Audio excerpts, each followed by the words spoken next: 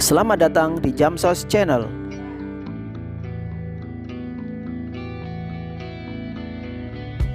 Pada video kali ini kita akan membahas tentang tata cara mendapatkan manfaat program jaminan kecelakaan kerja. Syarat-syarat dan ketentuan untuk mendapatkan klaim jaminan kecelakaan kerja ternyata sangat mudah. Ingin tahu prosedurnya seperti apa? Yuk kita ikuti ulasannya berikut ini. Namun sebelum itu, ada baiknya kita ikuti penjelasan tentang pelayanan kesehatan dalam program JKK. Meliputi 1. Pemeriksaan dasar dan penunjang. 2. Perawatan tingkat pertama dan lanjutan.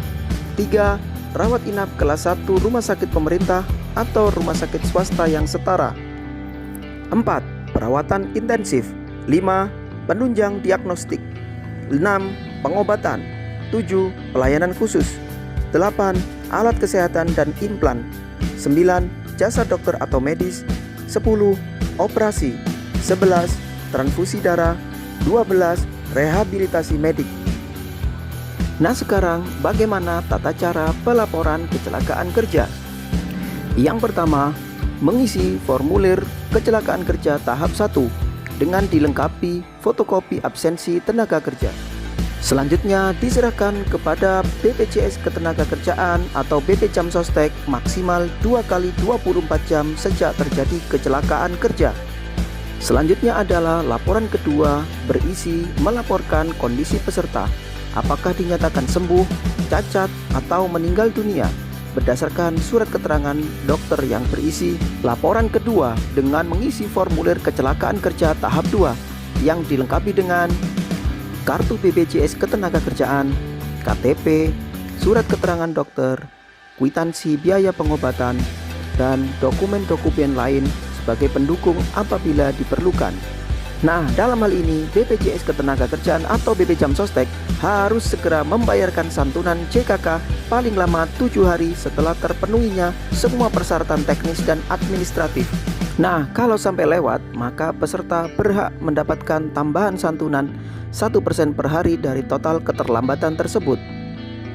Maka dari itu, BPJS Ketenagakerjaan atau BP Jamsostek akan memberikan sanksi administratif bagi pemberi kerja atau pengusaha yang tidak mendaftarkan pekerjanya ke dalam program JKK berupa 1.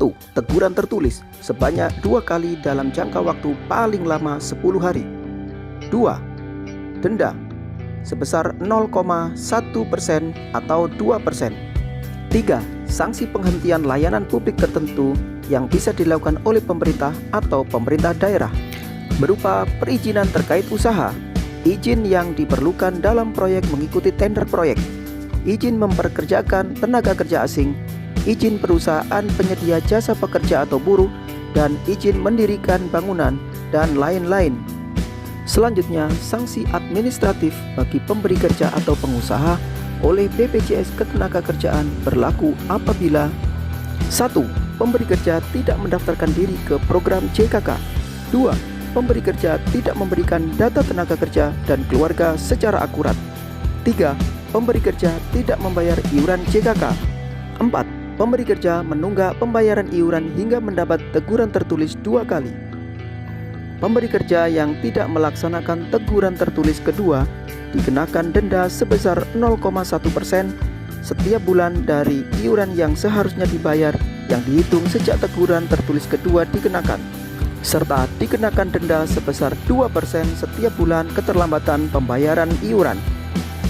Selanjutnya, sanksi pidana bagi pemberi kerja atau pengusaha berupa sanksi pidana penjara paling lama 8 tahun dan atau pidana denda paling banyak 1 miliar rupiah apabila pemberi kerja atau pengusaha tidak memungut iuran yang menjadi beban tenaga kerja dan tidak menyetorkan kepada BPJS Ketenagakerjaan, atau pemberi kerja tidak membayar dan menyetor iuran yang menjadi tanggung jawab pemberi kerja. Selanjutnya, siapakah yang dimaksud dengan ahli waris sah dari peserta? Ahli waris sah dari peserta apabila peserta meninggal dunia adalah janda, duda, atau anak. Nah, dalam hal tidak memiliki janda, duda, dan anak, maka santunan jaminan kecelakaan kerja diberikan sesuai urutan sebagai berikut. 1. Keturunan sedarah menurut garis lurus ke atas dan ke bawah sampai derajat kedua. 2. Saudara kandung. 3. Mertua. 4. Pihak yang ditunjuk dalam wasiatnya oleh tenaga kerja. 5. Bila tidak ada wasiat, biaya pemakaman dibayarkan kepada perusahaan atau pihak lain yang mengurus pemakaman, sedangkan santunan berkala diserahkan ke dana jaminan sosial. Nah, apa yang harus dilakukan apabila terjadi perubahan identitas keluarga atau ahli waris sah dari peserta? Segera lapor ke BPJS Ketenagakerjaan dengan menunjukkan perubahan identitas keluarga atau ahli waris. Nah, selanjutnya kita akan membahas tentang jenis cacat dan besaran santunan yang diberikan oleh BPJS Ketenagakerjaan kepada peserta yang mengalami kecelakaan kerja. Jenis cacat yang pertama adalah 1. Lengan kanan dari sendi bahu ke bawah. Untuk kidal berlaku sebaliknya sebesar 40%. 2. Lengan kiri dari sendi bahu ke bawah 35%. 3. Lengan kanan dari atau dari atas siku ke bawah. Untuk kidal berlaku sebaliknya 35%. 4. Tangan kanan dari atau dari atas pergelangan ke bawah 32%. 5. Impotensi sebesar 40%. 6. Kedua belah kaki dari pangkal paha ke bawah 70%. 7.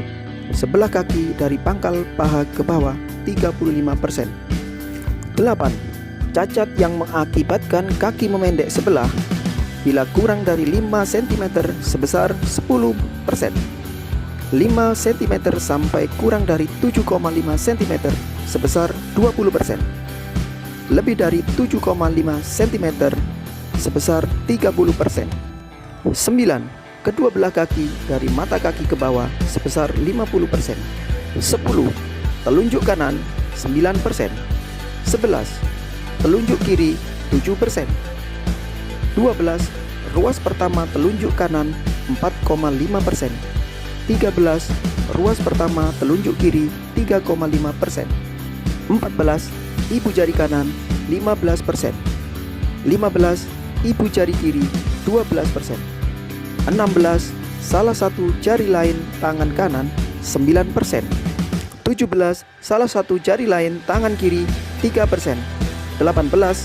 Ruas pertama jari lain kanan 2%. 19. Ruas pertama jari lain kiri 1,5%.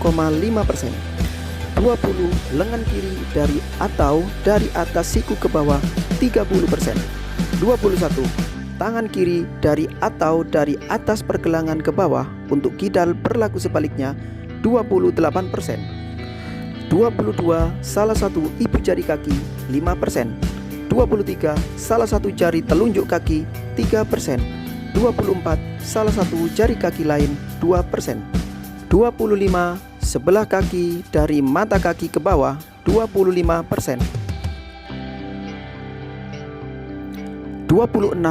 Terkelupasnya kulit kepala 10 sampai dengan 30% tergantung tingkat keparahannya.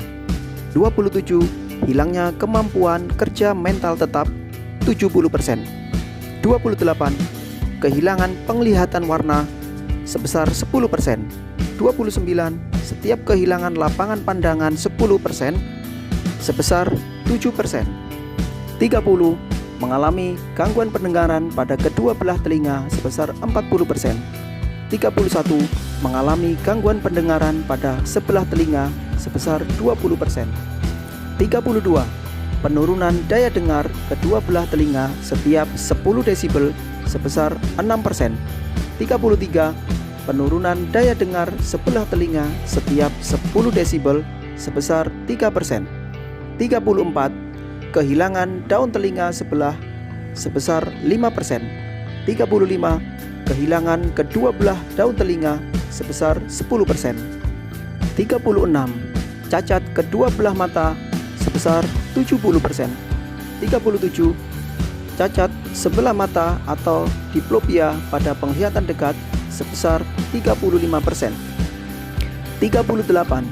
Kehilangan sebagian fungsi penglihatan dan setiap kehilangan efisiensi tajam penglihatan 10% apabila efisiensi penglihatan kanan dan kiri berbeda, maka efisiensi penglihatan binokuler dengan rumus kehilangan efisiensi penglihatan adalah sebesar 3 kali persentase efisiensi penglihatan terbaik ditambah dengan persentase efisiensi penglihatan terburuk sebesar 7%. 39. Cacat hilangnya cuping hidung sebesar 30%. 40. Perforasi sekat rongga hidung sebesar 15%.